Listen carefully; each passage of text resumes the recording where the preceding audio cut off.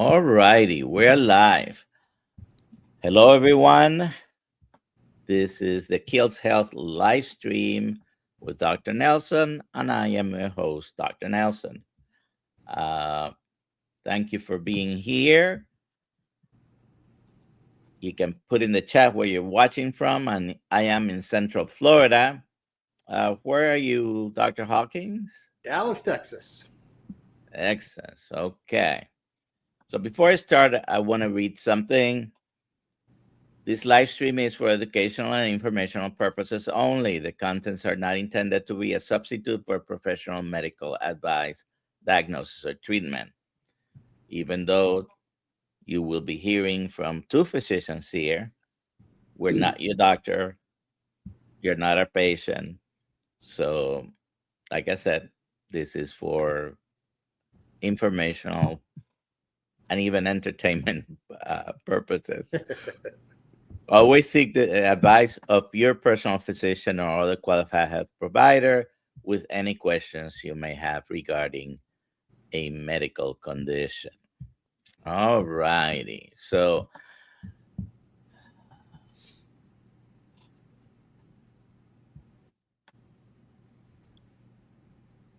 here we go. As a founder of Diabetes Reversal Group, Dr.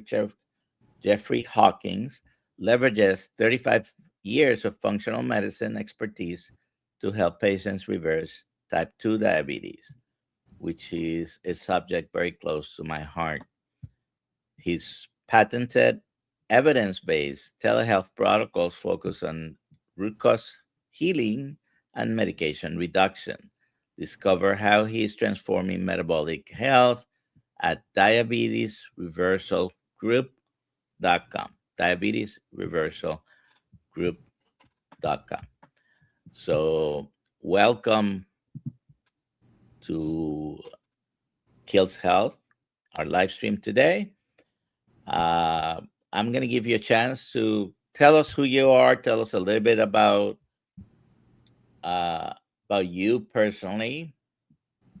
And I thought I had your page open here, but go ahead and tell us about yourself and what you're doing in trying to improve health and wellness around the world.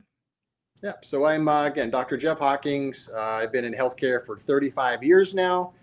First 18 years, my wife and I, we built and sold 4 wellness centers in Southern California, kind of pain management wellness centers with chiropractors, medical doctors working together. And after 18 years of that, we decided to shift gears and tackle type 2 diabetes because it runs in our family.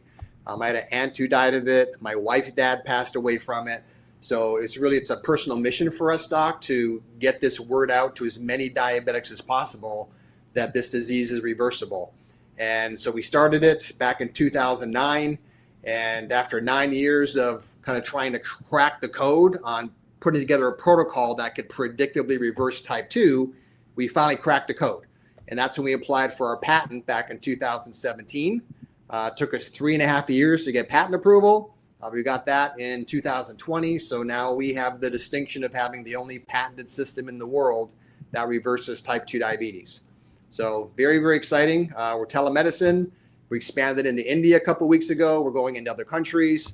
And now it's just a matter of how do we get this in front of millions and millions of diabetics? Because, you know, there's 38 million diabetics in the U.S., and we have the solution. So pretty exciting time for us.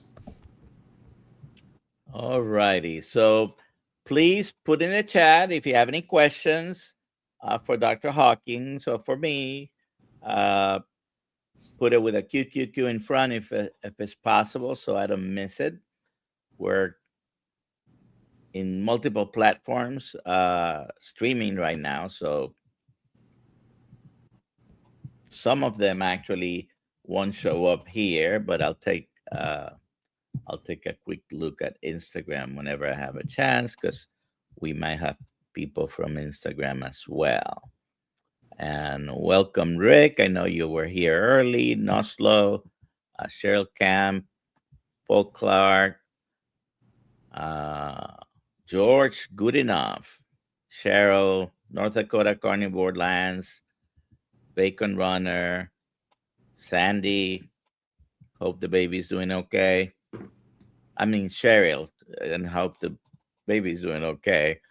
Anyways, put your questions in the chat. Let me know where you're watching from. And let's start with an easy one. It's easy, but depending on the metabolic framework you're coming from sometimes. What causes diabetes? Well, in my experience, Doc, it's insulin resistance. And it's an adult onset disease, and it's not a genetic condition. And that's a good news, because that means even if everybody in your family has type 2 diabetes, it's still a reversible condition when you change your lifestyle. And that's the great news, because a lot of physicians, as you know, they're trained to just manage diabetes with meds. And it takes the hope away from a diabetic, where they think they get diagnosed and they got to live with this thing the rest of their life. There's nothing they can do except take a never-ending cocktail of medications to manage it. And now, again, with what we're doing, there's a solution. So that's the exciting thing about what's going on right now, is that there is a solution for this, and there is hope for people that are type 2 diabetic. So I agree with you, and I frequently use the term insulin insensitivity rather than insulin resistance, but that's another a topic for another day. But I agree with you. However, what causes insulin resistance? Yeah, well, again, multiple things. It could be being overweight, eating too many carbs, too many sugars. And because of that, it bombards your system with so much glucose that now your pancreas is just putting out a never-ending supply of high insulin to try and bring that blood sugar down. And that's what can eventually lead to the resistance, where it's almost like an autoimmune disease, where now the insulin can't grab a hold of the glucose and pull it out of the bloodstream into your cells for energy. It gets stuck in the bloodstream, and that's what leads to the blood sugar staying high. So that's kind of what happens. And so now when you reverse that process, start eating better foods, exercising more, taking the right supplements, all of a sudden it can reverse that insulin resistant process. And that's what we see. So as you know, Doc, it's not for type 2 diabetics, it's not an issue with is the pancreas producing enough insulin.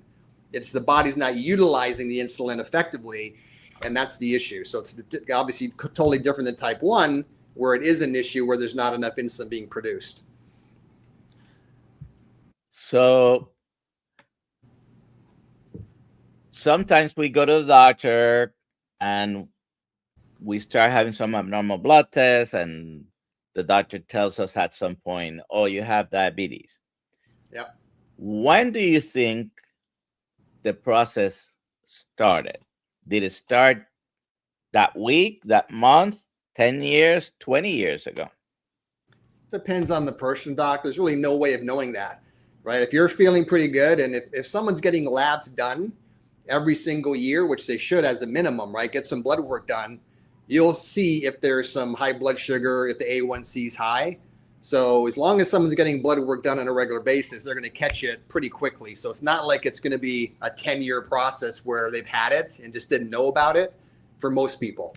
So again, if it gets significant enough, you'll start feeling some symptoms, right? Increased urination, maybe some neuropathy, some blurred vision, et cetera. And so again, so the answer to your question is it depends, right? It's hard to kind of judge. When someone gets diagnosed, it's very hard to tell, like, hey, did they have this for a year? Was it 3 weeks? Was it 6 months? Was it 10 years? It depends on the actual situation. So my question was more to this aspect. Yes, the diagnosis of diabetes based on 4 different diagnostic criteria, you can be having for years labs and not show that you have diabetes, and all of a sudden you do. But I was talking about the process of insulin resistance and hyperinsulinemia that can start in some studies as far back as 20 years before. So sometimes we do have clues, and we don't pay attention to it as physicians. Most of my career, I've been a physician for 41 years. Most of the time, I two, waited until the patient had diabetes, and then I became great at managing. I was so upset with myself when I, doing some more studying, realized, okay, wait a second, I could have reversed at least half or three quarters or more of my patients with diabetes.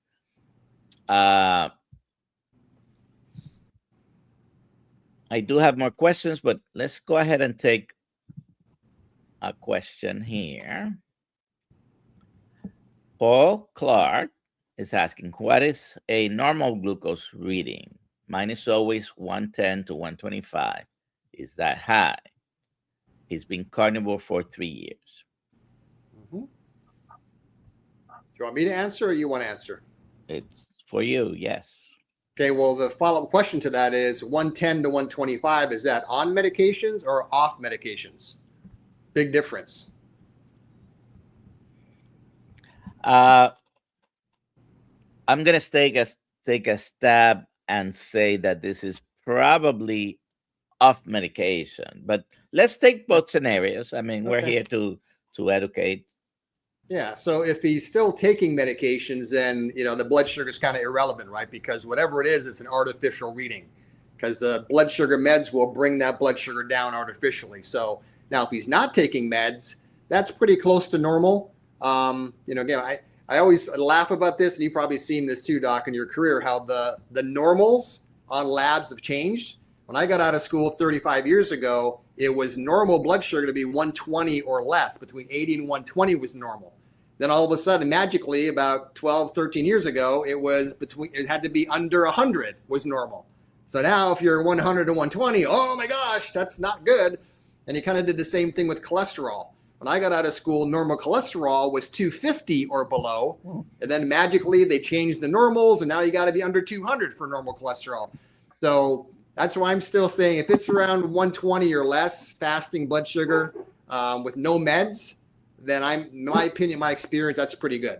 So, and I'll tell you how crazy that statement is, which is true.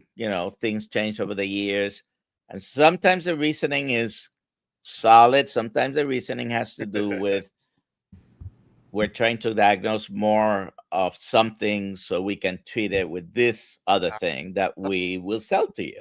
Exactly. But when I started medical school 45 years ago, and at that time nobody would bat an eye until the blood sugar was beyond 140 fasting. Okay, 140 was the key number at the time. Then it went down to 126, and of course, now it's under 100. Now there are some good reasons with that, because when you compare those numbers to what the equivalent A1C is, we always go down to that 5.6% in the A1C. And some studies have shown that once you go past the 5.6, your risks of heart attack, strokes, and cancer and all-cause mortality start increasing at that point. So, there might be some solid academic reasons for using those numbers, but certainly the other reason, it's always there as well. Yeah, in my experience, again, if we see someone who's got an A1C of 5.9 or lower, taking no diabetic meds, we've never seen any issue. I get it. So we're talking about the functional range. I know the labs now say they like to have it below 5.6. Then you look at the A1C for that, that's or the blood sugar number for that. Now you're looking at below 100. Is that real? So it starts getting to the point of, okay, back to what we said before, where they've changed the normals. And of course, now when you lower what the normal is, now there's way more people outside of that now, guess what? They need medications. It's magical how that happens, right? Absolutely. All right. So Charlene ask, how about this drug? How long will you take it? And are the exceptions to taking there? Are there is exceptions to taking this? Lifestyle should be the best option. Why should someone take a drug for this?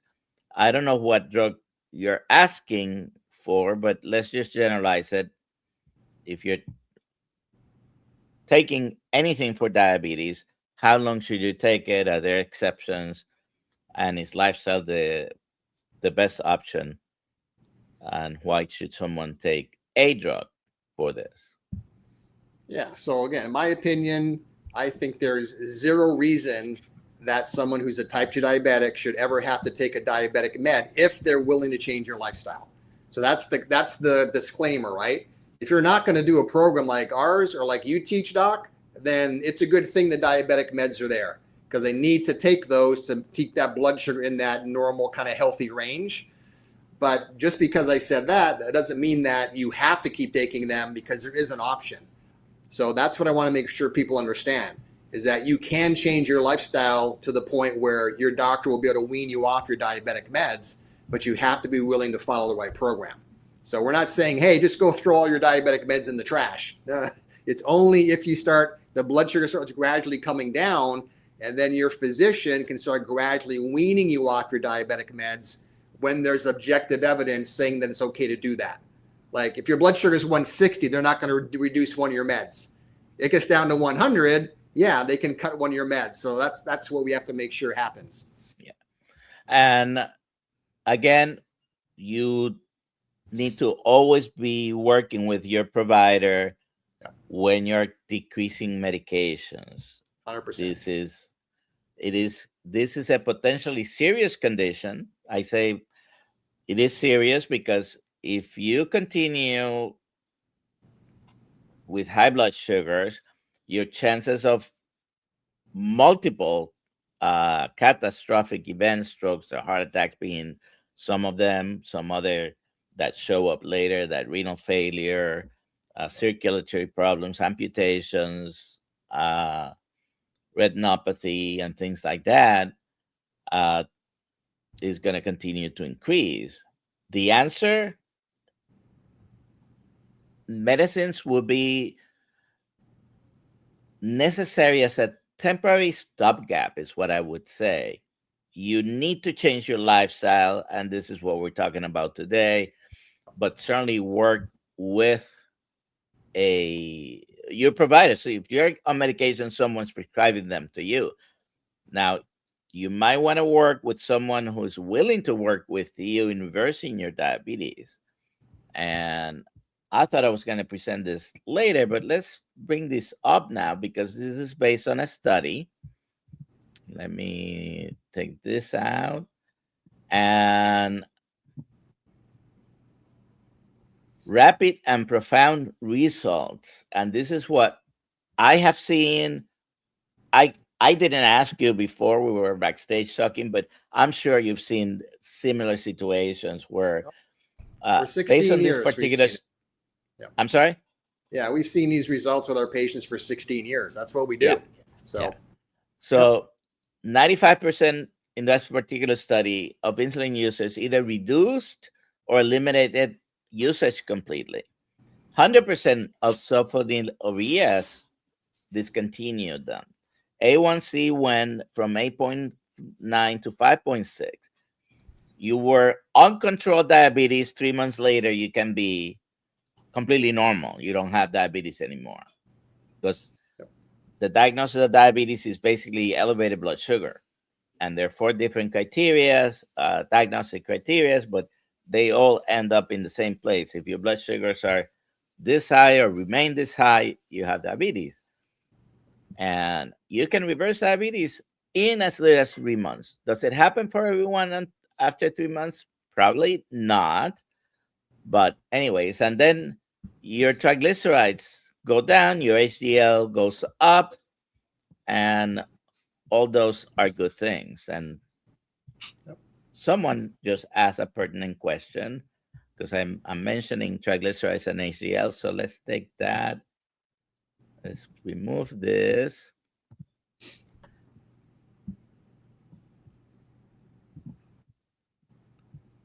obviously you must, if you're using a keto, paleo, carnivore diet, there's always the question about cholesterol.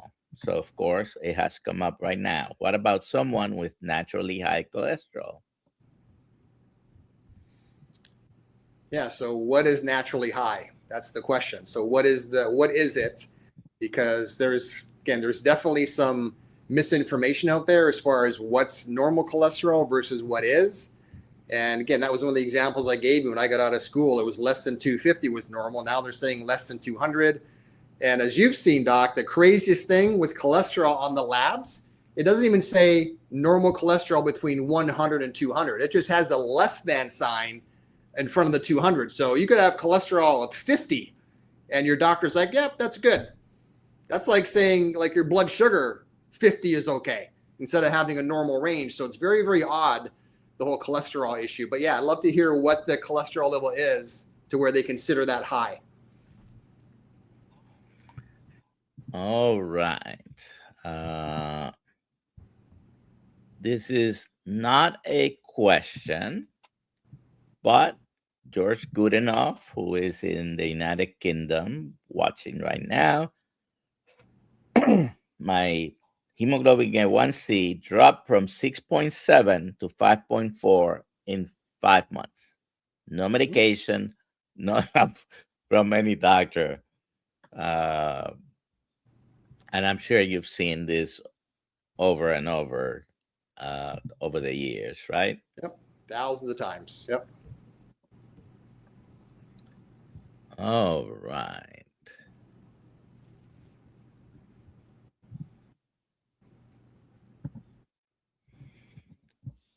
Cookie Carter, does time restricting eating helps to lower blood sugar on a low carb diet? Yeah. So again, it's like a low carb diet is good. You got to watch what kind of carbs too, because there's different ones, right? You get carbs from fruits and vegetables. Those are better carbs than grains from like pasta, rice, cereal, potatoes, pizza, chips, all of that. So that's what I see as far as that's why what I eat myself is more of a paleo, combination of paleo plus carnivore. And I do intermittent fasting myself every day. So last meal is about 6 o'clock at night. I don't eat again until noon. So I just have lunch and I have dinner and that's all I have. Again, I'm 61 years old. My labs are normal, take no medications. And so again, very little of the bad carbs do I have in my diet. I do have some fruits and vegetables, but it's mainly protein is what I'll have as far as the majority of what I eat per day. So you do time restricted eating. After 6, you don't eat, and you don't eat until 12 the next day? Yeah, till noon, yeah. So you're doing 16-8 kind of protocol. Okay. Yep.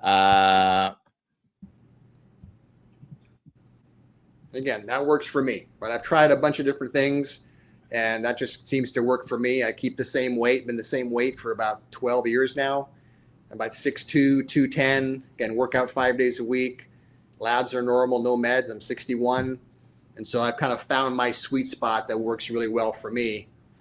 But yeah, so I don't think you need to be eating breakfast, lunch, dinner, and you're satisfied. Again, everyone's kind of different with that. You got to kind of play around with it, but that's what works for me as a 61-year-old man that's very active.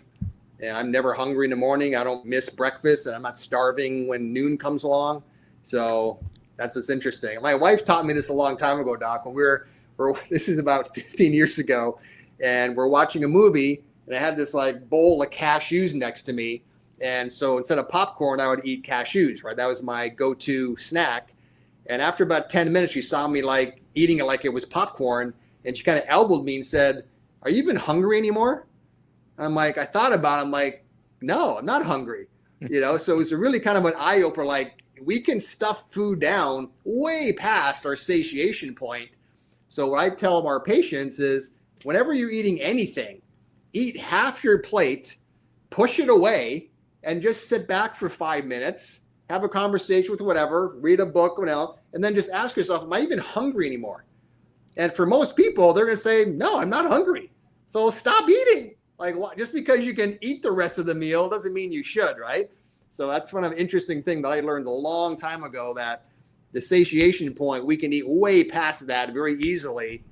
And sometimes your brain doesn't kick in like I'm full until you're really stuffed. And that's way past the point of satiation. So do you know who taught me about leptin resistance who taught without you? knowing he was teaching me that? But Who's that? that was my father. My Okay. father is a child of the Depression. He passed away in at the end of 2020, not from the big C, but he was 92.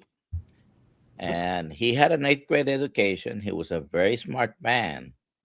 And he used to say that a lot of people have their little bell in their brain broken that signals when you are full. Mm-hmm. And if you think about it, he didn't know the hormone or the process, but absolutely correct. Yep. We don't, either the system is a little broken or we don't pay attention to it. Correct. Because Yep. there is a point where if you do what you suggest, stop for a moment and think, are you hungry? No? Then stop eating. Yep. Exactly. Yep. You're satisfied. And satiety is, people are going to eat to satiety usually because that's our normal process. We, hundreds, thousands of years ago, maybe food was not available as often or as much as possible. And the natural way of eating is you eat as much as you can. And I'm sure somewhere along the way, and ultra processed food companies, which is pretty much any food company out there, Yep. take advantage of this Absolutely. because the foods are manufactured to, hit that bliss point and keep us eating until, we stop because we just couldn't eat anymore, not because we stopped being hungry at some point. We don't Exactly. Yeah. listen to Switches it that. off. It switches it off, right? The processed foods and everything else. So, yeah.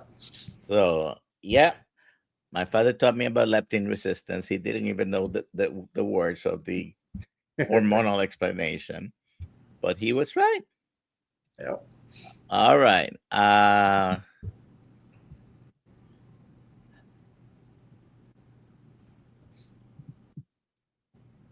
So someone's asking about triglycerides and the HDL. Oh, I took it out. There we go. Want to answer this question? What do you think about cholesterol, triglycerides, HDL, LDL, and all this? Yeah. As far as a percentage dividend on that, I'm not an expert on that math. Obviously, triglycerides should be below 100. HDL should be higher than the LDLs. If you can get like a 60, 70, 80 HDL, that's pretty good. But the cool thing is, though, when you eat the proper foods, these numbers normalize on their own without any medical intervention necessary. You'll have high HDLs, low LDLs. Your triglycerides will be low. Blood sugar will be low. All that's going to happen automatically because they're all connected, as you know, Doc. So it makes it very easy to eat the right way. All of it gets normalized. You don't have to say, I'm going to eat like this just to target my triglycerides. You don't have to do that. There's a way to do it where overall wellness is overall wellness. And, if you have low A1C, low blood sugar, it's pretty hard to have a high triglycerides. Almost impossible triglycerides. Yeah. Yeah. See what I'm saying? So, and typically it's related to, it's hard to have a low HDL when your blood sugar is normal. So it's all connected. It's good to see the markers. But yeah, it's amazing how people, they overcomplicate this. And that's kind of a problem I've seen in the whole functional medicine space. Even functional medicine doctors can way overcomplicate this. We're going to do hair analysis and saliva testing and stool analysis and scratch testing and all these different things. and come back and say, oh, based on that, you need these 22 different supplements, to try and address all these things for you. Exactly, right? And oh, by the way, it's going to cost you $1,000 a month, but it's okay, right? It's better than medications. I've seen that so much. So that's what we've spent a lot of time our first 9 years, Doc, of kind of simplifying it down to where, hey, what is a program that's good for literally 95% of type 2 diabetics without overcomplicating it, needing to get $3,000 worth of lab tests to figure it all out? It's a lot simpler than a lot of people want to admit. And I'm one of the first ones to say that, because a lot of people in the functional medicine space, they like making it complicated because then they can charge more for it. Now, whether I should say that or not, I'm just going to let it out there, right? Because I've seen that happen a lot, where they just make it so complicated that then patients become confused. And it's really not that That's why I said, if you eat the right things like we're talking about, your labs start to normalize. Everything gets handled at the same time, which is really nice. So you mentioned some numbers, and I want to, with those numbers, answer this question, because if you're going to the doctor, if they're doing labs, and you see the triglycerides and the HDL, it's a poor man's way of measuring insulin resistance. It's not perfect. It doesn't do 100%. But if you divide triglycerides by HDL, you mentioned the optimal you're looking for, it's probably under 100, right? And I agree with that. If it's under 75, it's excellent. But at least under 100, and the HDL at least, should be over 50. So if your ratio triglycerides to HDL is under 2, you're unlikely to have still some insulin resistance. By the way, yes, it's possible, but we're not talking about the exceptions, just the majority of the patients. And just the same way, even though it's the exception, might be the 1%, some patients, when they go on a very low carbohydrate diet or carnivore diet, they may have actually persistently high triglycerides. Like I said, those are the exceptions, and sometimes you might have to try to figure that out. But this is a good question. If you have any other questions, please put them in the chat. Let me see.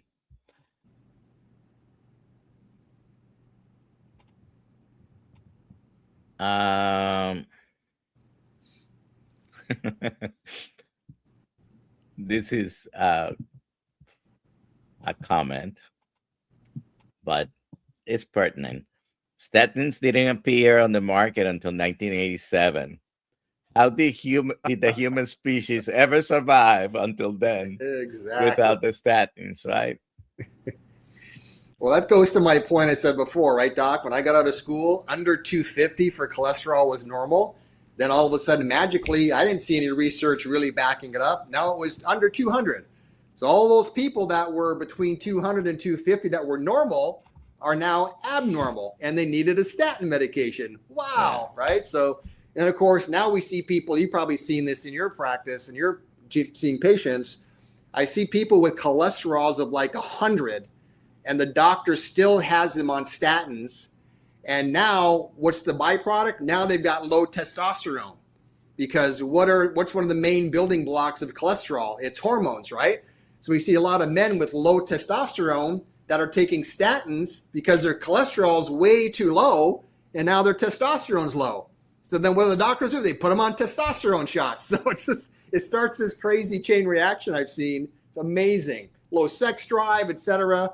And all they got to do is get off the statin meds. Cholesterol comes back up more to a healthy range. Testosterone goes up.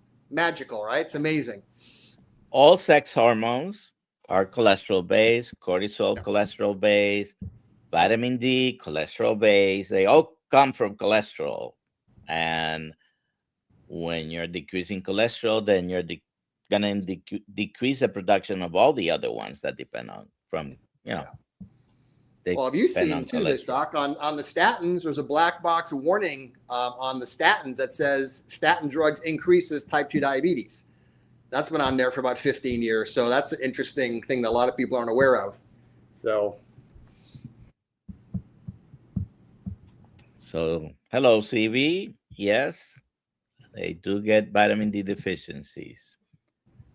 Okay, so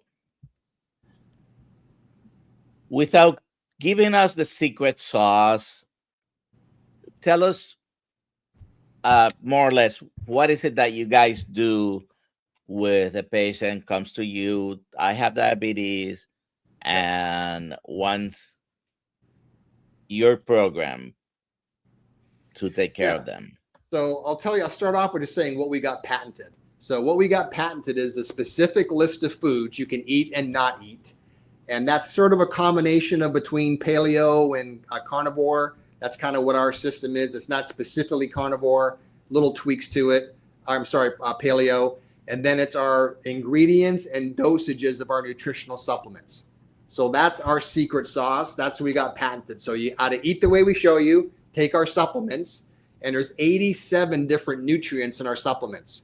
So it's not just cinnamon and chromium and zinc, like a few things, like you see a lot of blood sugar supplements. It's very, very robust. So that's what we got patented. That's what's unique. So again, eat the right foods, take the right supplements. We give exercise recommendations, and then they get one-on-one coaching and support with one of our support coaches to hold them accountable. And they have to check in with their coach at least once a week, letting us know their blood sugar, their blood pressure, and their weight. And they have to send in a daily food log at least once a week so we know what they're eating.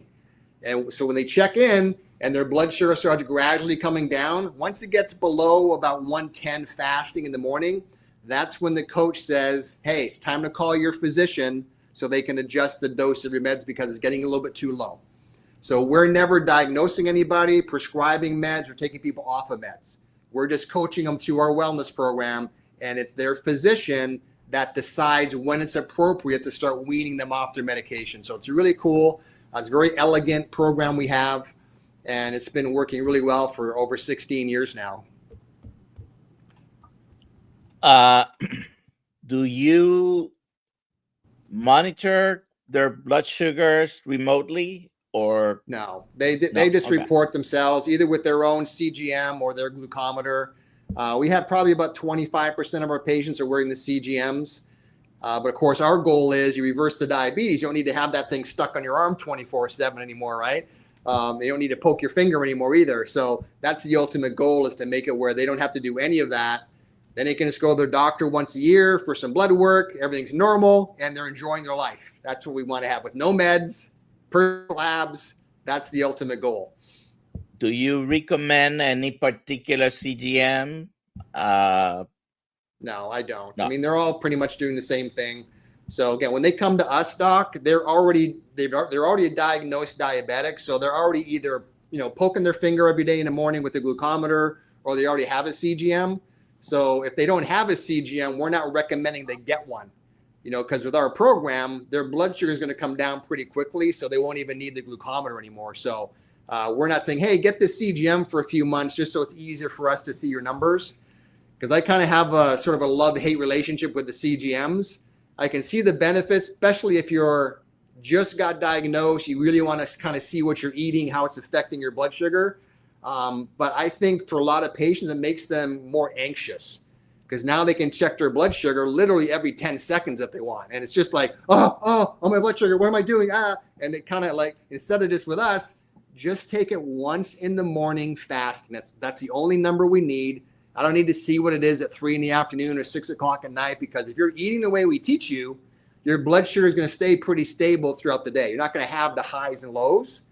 But if you're not doing our program, I can kind of see the benefits of it, right? So you really get that instant feedback. So, but yeah, our goal is not having to use any of it. That's the whole objective. I think they're great for monitoring, but like you said, the end goal is to get you off all those things. You just continue eating this way. What other advice do you give them regarding lifestyle? Yeah, so exercise, we tell them, hey, they should be walking at least 30 minutes a day, 5 days a week. That's the minimum. We don't have to join a gym. They can do it on a stationary bike, a treadmill, elliptical machine. just something to kind of get their body moving a little bit. And that tends to be enough because our average age patient, doc, is 65 years old. So that means half of our patients are older than 65. So trying to get them to join a gym and have to go to the gym 3-4 days a week, working out for an hour, it's not going to happen. The compliance goes way down. So luckily for our program, the two biggest drivers of the blood sugar coming down is eating the right foods and taking our supplements. Those are the two. Again, that's our secret sauce. We got patented. So that's it. And then they got to check in once a week. We have a group support call once a week where they can jump on this conference call and hear other diabetics from all over the country sharing success stories, asking questions. That's really cool. And then, of course, they get unlimited support with their support coach to hold them accountable and answer any questions, et cetera, going through the whole program. You mentioned we were talking about normal ranges of different things, blood sugar and cholesterol were mentioned. And something big happened in 1977 with the food pyramid and the guidelines at the time. All of a sudden, the government is recommending large amount of grains, 6 to 11 servings per day, minimizing meat in all forms, capping, you can't eat cholesterol. Now, we've been eating a lot of fat for thousands of years. All of a sudden now it's making us sick, right? That was their opinion. So you need to limit that. What do you think about the new guidelines, the upside down pyramid? And yeah, I think it's better. I'll just say that I think it's better than what it was, but it's still, I think we're both on the same page. More of a combination of keto, paleo, carnivore is more the better way to go for overall benefits. That's what I've seen in my career. So I still think it's a little bit too heavily weighted in the grains and everything else, and a little bit too much in the dairy. But I like it that, there's less sugar in processed foods. Okay. But yeah, I still think it needs some work, but I think it's better than what it was. So that's as far as I'll say. Well, I think it's an improvement. It's a step forward, and I'd rather stay in the Upper West Side of the new upside down pyramid. Yeah. But they capped the saturated fat still at 10%. There were people in the committee trying to remove that, but some interests still won. And I don't think saturated fat is the problem. It is the sugar. Yeah, I agree. All right. So you mentioned you eat twice a day. You restrict the time eating window. Is that part of the recommendations that you also tell your patients as far as restricting the times to eat? And for us, no. For our program, we don't do that. Again, everyone's got to try their own thing, but with us, we do recommend a breakfast, lunch, dinner, because what I've found over the years, Doc, if you make changes too difficult for somebody, the compliance just plummets to the floor. And so we want to make it where, hey, have breakfast, lunch, and dinner, a couple snacks in between, but it's eating the right kind of food. And again, only eating until you're satisfied versus I want to eat what's on my plate. So those are the things we push really hard. And it's amazing how even doing what we recommend, if somebody has to lose weight, they will in our program, even though we're not a weight loss program. We're a diabetes reversal program. But one of the benefits of eating the right foods is you lose weight if you need to. Amazing how that happens, right? So I just want to make sure that we're very clear that we're not competing with any kind of weight loss company. This is a diabetes reversal program. And any weight loss that happens as a nice benefit, as a side benefit, not as the main goal. And probably everybody loses some weight. Even though sometimes eating these types of diets, you may find a small percentage that actually may have some weight increase. But the end goal is reversing the diabetes, which is the most damaging condition for anything. Absolutely. I mean, I'll give you an example. Like we've had people that are 100 pounds overweight that join our program that are type 2. They go through our program, reverse their diabetes. They've lost 50 pounds. So they're still 50 pounds overweight, but now their diabetes is reversed. So that's kind of, so you can still be a little bit overweight and have your diabetes reversed. And then if you keep eating the right way, over the next 6 months or so, you'll continue to kind of lose some weight and get down to your optimal weight. But that's why we say it's not a weight loss program. We're like, hey, if you're this, our goal is to get you to lose 40 pounds. And you've seen a lot of physicians where they kind of make that the panacea. If you just lost 50 pounds, all your problems will go away. Or if you take this pill, you'll never have a stroke. Yeah. So exactly. What do you do? What do you do? I mean, you must have this situation. So I'm going to ask you. Patients are having success with your program. They see the numbers getting better. And very often when patients become very interested in reversing their conditions because they learned here or there that you could reverse it,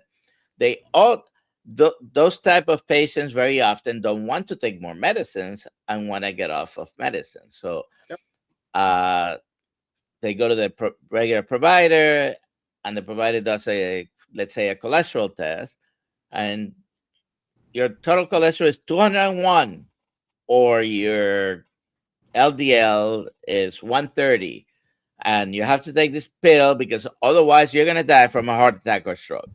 And if you don't take it, two situations happen. Sometimes if you don't take this medicine, the doctor tells them, I have to kick you out of my practice. I think that's unethical personally. Yeah. But some doctors get upset when they tell the patient, you have this medication, and the patient says, no, thank you. What do you do as far as advising those people, because they might have other problems that they need to continually see a primary care provider? Yeah. So again, if that happens and there's that resistance, and I just recommend they find another physician. Find one that's got some training in functional medicine, that understands what your goal is. And, in that situation, they might say, hey, you know what? You're kind of on the borderline, but I'm with you. Let's kind of make some more changes in what your lifestyle. Let's come back in a couple months, see what your labs are. If it's improved, great. If it's gotten worse, then we can have a conversation about putting you on some meds temporarily. But that should be the conversation. But if their current physician isn't willing to play ball, then it's time to, again, your doctor is your employee. It's not the other way around. So you can fire your doctor and go find somebody else anytime. And I think a lot of patients don't feel empowered enough to do that. Oh, my doctor says. They have to reverse that paradigm. And especially if they're looking at doing a program like ours or yours, they need to find a doctor who's, on board with that. Hey, I appreciate what you're doing. I respect it. I'm here for you. When your numbers start coming down, I'm more than willing to reduce your meds. That's what kind of doctor you want to have. Not someone who gives you the ultimatum like, hey, if you don't do this, then I'm going to fire you. Like, no. I'm going to fire you. So. The patient is always in command, but some patients don't even know that. Correct. Don't even feel that they can. There have been plenty of times where I may have suggested a medication for something and the patient didn't want it. Okay. It's their decision. It's not mine. Exactly. So forcing them to do something, if you don't do it, I'm going to get rid of you. I think that's unethical, because my job is to help them get better and fulfill their goals. Now, I may disagree with the patient's decision, but if they want to do it one way or the other, it's their prerogative, I think. Hey, they just advise and that's give them consulting, and it's up to the patient to decide what to do. And again, same with us. Like, my goal is let every diabetic in the world know about our program. So at least it's there. Now, whether you decide to do it or not is up to you. But at least I want them to know, hey, there is a way I can reverse this if I choose to. instead of like 95% of diabetics have no clue that type 2 diabetes is reversible. Like no clue. That's one of the biggest things that we hear when people join our program is like, how come my doctor never told me about this? It's because, again, like we talked about, they just weren't trained that it is reversible. So that's what perpetuates this, is that patients don't even know. So let's give them the choice. If you want to take the meds, good. You don't want to take the meds, good. Your choice. But here's both options. That's kind of what we want to share with people. So I think one of the major problems, unfortunately, is also the advice of entities like the American Diabetes Association, which, by the way, until a few years ago, where they inserted a little statement about low carbohydrate diets, but they still to this day emphasize half your calories come from carbohydrates. Just cover it with your medication, cover it with insulin, and you'll be fine. What do you think about that? Again, it's all about management. The American Diabetic Association, their whole program it's basically the same advice you get if you go to one of those hospital classes or like a certified diabetes educator. They're all trained the same way, right? Eat this way, but keep taking your meds, right? That's kind of their game plan. It's never eat like this and you can get off your meds. So that's not part of their vocabulary. It's not part of their teaching or their programs. And that's what's sad, right?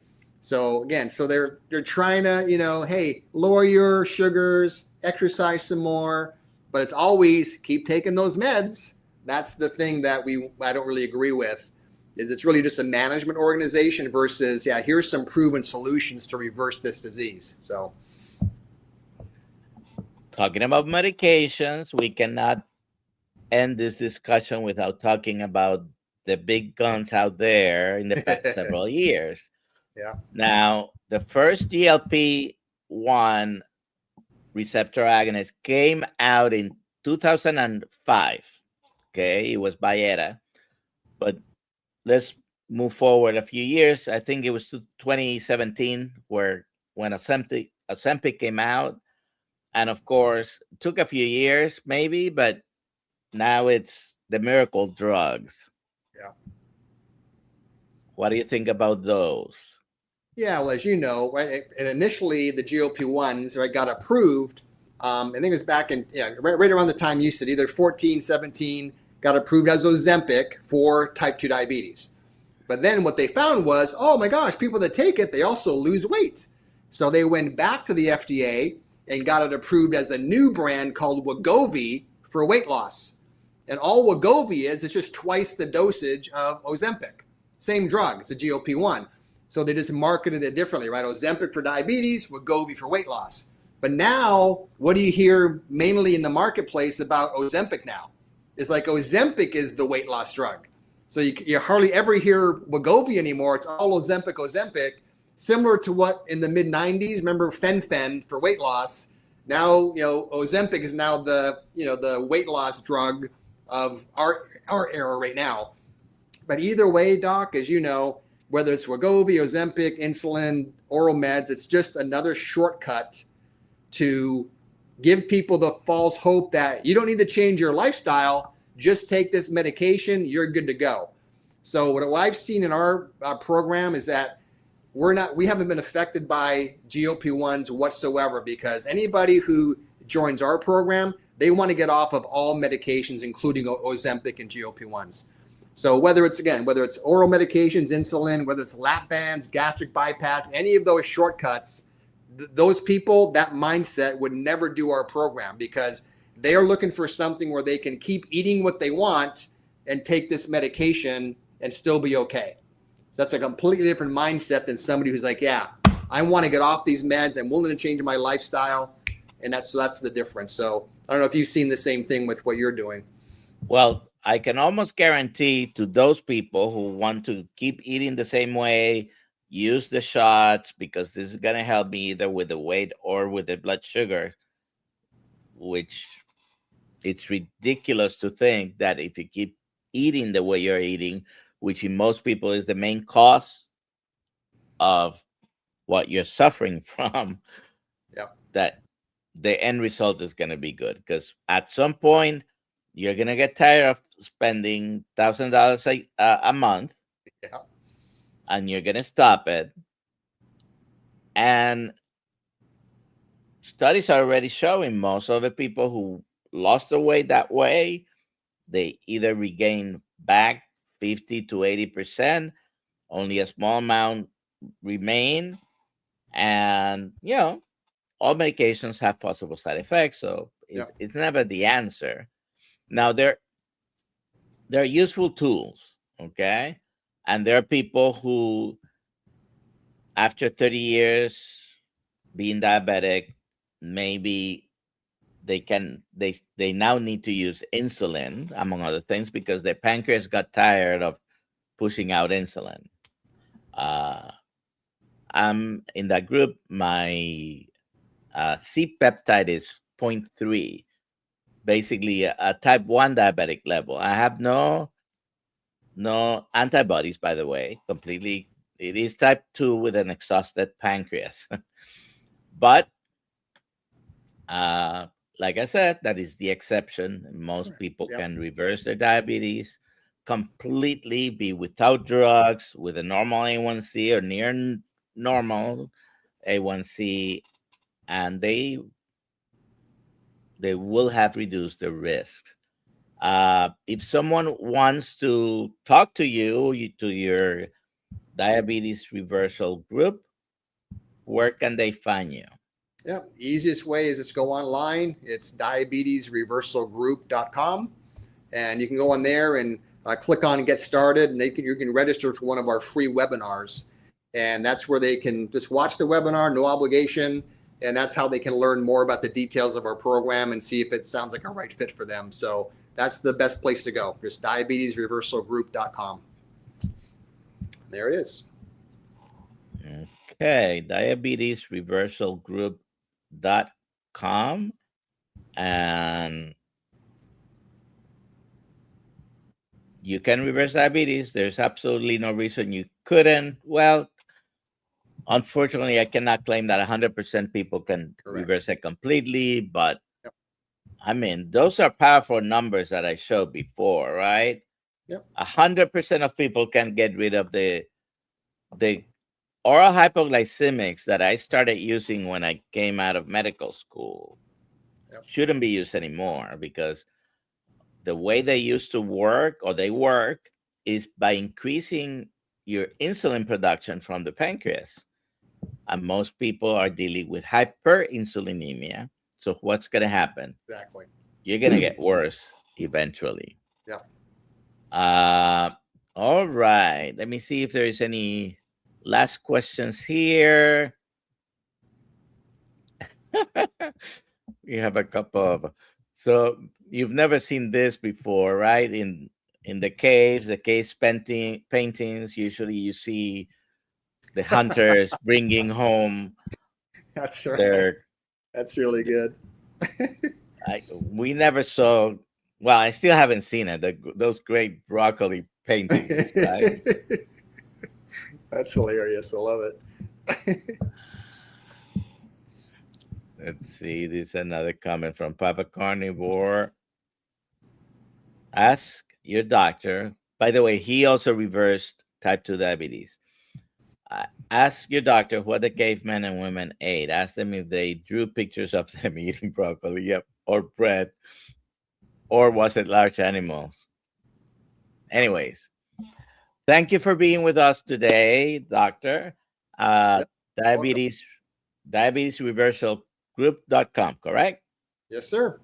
All right. So Appreciate you it. can find him there. We also, and we have just about 15 seconds. We'll email you later and have you come to one of our Zoom calls as well within the Kiltz Mighty Tribe community. Okay. Perfect. Have a good day, everyone. And today we have at 5:30 one of those Zoom calls. I'll see you later.